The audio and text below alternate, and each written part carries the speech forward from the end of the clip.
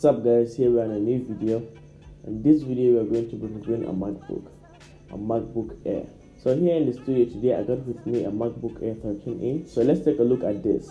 First things first, the design. Completely different from the Pro model. The MacBook Air have a much thinner finish and it's even much lighter than the MacBook Pro. Yes, it's an Air for a reason. It's very slim and thin. I've made several videos about different MacBook Pros, but this is the first video about a MacBook Air. And also this is my first user experience with a MacBook Air.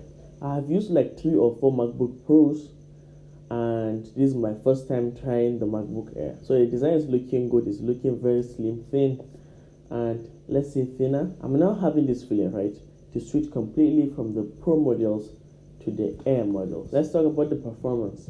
When it comes to performance, this performs well. I've tried editing a full YouTube video on this and it's working well, even though my MacBook Pro is way better than this when it comes to the performance, but also this does the task. Also, I've tried playing a couple of games on this. It also works very smoothly. So performance for a regular user is okay. For the processor, this having 1.3 GHz dual core Intel Core i5, and for the software, this supports macOS Big Sur 11.5. Is it? Yeah, 11.5. So you can upgrade this MacBook to macOS Big Sur. Also, this having 4 GB RAM with Intel HD graphics 1563. So the graphics is okay, and RAM is not upgradable. You can't upgrade this RAM to maybe 8 or 16. This one like the Pro model. The Pro model, sure you can, but for the Air model, I've spoke with one technical guy. He said you can't upgrade their RAM on the Air model to maybe 8, maybe 16 or something like that. But on the Pro model you can, because I've also done that. So I think this is one of the biggest downsides when it comes to the MacBook Air, or when it comes to this particular MacBook Air, that you can't upgrade your RAM. But the RAM for this is okay. It's not too low. For whatsoever you want to do, it handles it well. For the storage is 265 GB of storage. There's one with 500. Also, the recent MacBook Air is coming with 1 TB of option. So if you want to get that one, I'll leave links in the description for those two. So that's it for the performance. It does have a webcam, 720p webcam, which is surprisingly clear. This is very clear for FaceTime video calls and things like that. So let's do a test. This is a clip recorded straight from the webcam of the MacBook Air. And I think this is looking pretty clear, because even this quality you can get on some smartphones. It does have an amazing microphone, not the best. It have amazing speakers too, but when it comes to the speakers, the ones on the Pro model is better. It have an amazing keyboard, a very nice trackpad, the backlit system like on the Pros too. It does have 2 USB ports, 1 Thunderbolt, 1 SD card slot, the charging port, that's the MagSafe charging port, the headphone jack. This doesn't have the Retina display though, but on the late 2013 MacBook Pro, it does have the Retina display, of which I've made a full video on this MacBook Pro if you want to check out. It was late 2013 Retina 13-inch MacBook Pro, and this one is MacBook Air 13-inch 2013. So I've made full video on that one if you want to check out. That one have a Retina display, this one doesn't have a Retina display. The difference is clear. What impresses me though with this computer is the design, the sleek design. I've never used a MacBook Air before, so the design, the thinness is just mind-blowing to me. The other time I almost compared this to a piece of paper, but honestly this is much thinner than some books, like textbooks and so on. This is way much thinner than some of those books. Yeah, for battery life, it does have a very decent battery life. I go to work, use it for about 3, 4 or 5 hours, and also come back with 60 or 65% left. So the battery is really amazing. So is this computer worth buying? Yeah, it's definitely worth buying, especially if you are doing the basics. If you won't be doing heavy video editing, shooting in 4K, trying to edit with this computer will definitely disappoint you. So if you would just be doing the basics, I think you are good to go. Apple are now coming up with much powerful machines like the M3, M2, M1, M1 Pro, M1 Ultra. So these machines or these computers are very powerful. And my take on this is, if you're just somebody who just edit documents with your computer, I think you can just stick to your 2017 MacBook Pro. And if you're somebody who used to do video editing and all that, I think M1 or M1 Pro is very good. You don't have to get the M2. Like, for what reason? Yeah, for 3D designer, you can surely get the M2 or M1 Pro or even M1. But for somebody who is just editing documents, getting an M2 MacBook Pro, I don't think that's a very good idea. And also, it's not penny wise. But for somebody who have a lot of money, yeah, you can just wake up and decide, yeah, I want to get the M2 MacBook Pro and just be watching YouTube and Netflix on it. Yeah, it does work that way.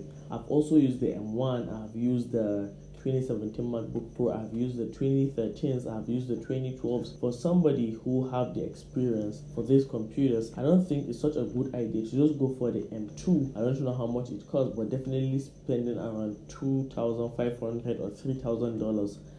I don't think it's such a good idea. You can just as well stick with your M1 or your 2017 MacBook or your 2018. So I think that's the best idea. But Apple keep releasing these computers, these powerful machines, of which, yeah, I might be shooting videos in 8K, right? And 8K definitely will come in big files. So when editing this, color grading, cutting out mistakes, editing the audios, things like that, the computer is going to heat up. And if I don't have a computer with a very good performance, it's going to slow down the whole workflow. But I know I'm just somebody who creates documents in Microsoft Word, edit documents, make presentations. For what reason should I get the M2? That doesn't make any sense.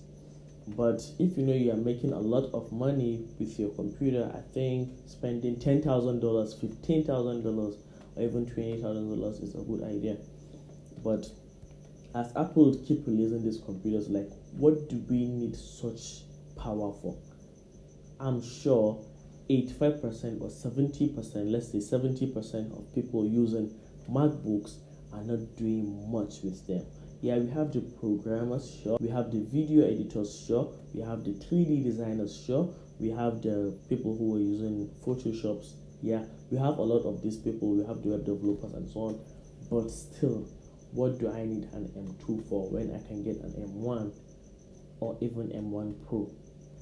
Yeah, you see, the thing here is there are some Windows computers who have good performance and who will definitely beat M1 computers and models like that. I'm not trying to bring up a heat-up debate about Windows and Mac. I have experience on both devices, both operating systems. I've used the Mac OS, I've used the Windows operating system. So these are both good operating systems and they are perfect in their own ways. But when you look at the price, maybe a M1 Pro MacBook, you rather go and get one Lenovo or HP EliteBook PC like that. It will definitely do the task. So that's just what I'm saying. For these people who keep purchasing these new computers, if you are not a tech reviewer and if you don't have much work to do with that computer, I don't think it's such a good idea to go get it. Yeah, we tech reviewers, even if you are not using a device, we can just decide to purchase it and unbox it and review it to our audience so that they can see what the product is about, what the product comes with, how to set up the product, and at last the price, and is this product worth buying or not. So that's what we do. But for just people who just work normal work, I don't think it's such a good idea. So that's all about this computer. Yeah, the computer is still thin. I like the computer. So that's basically it.